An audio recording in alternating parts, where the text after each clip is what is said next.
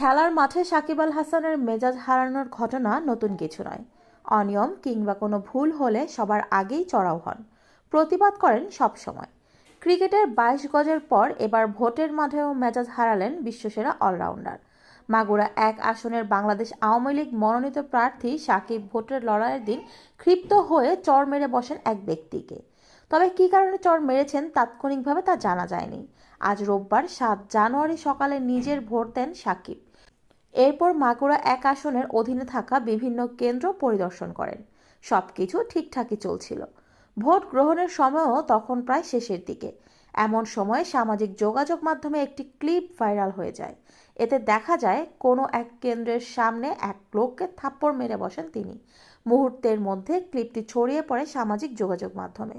তবে ওই ব্যক্তিকে ঠিক কেন সাকিব চড় মেরেছেন তার কারণ এখনও জানা যায়নি। এর আগে প্রচারণার সময় সাকিবকে একবারও মেজাজ হারাতে দেখা যায়নি।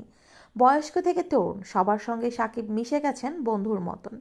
মাগুরার কৃষকদের থেকে শুরু করে ঘরে ঘরে সবার খোঁজ নেন, আশ্বাস দেন মাগুরাকে এগিয়ে নেওয়ার।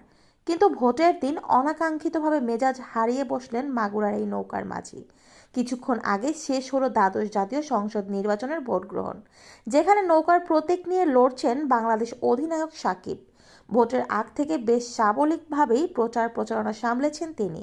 বাবার সঙ্গে ভোট দিয়ে জানান জয়ের ব্যাপারে তিনি আশাবাদী।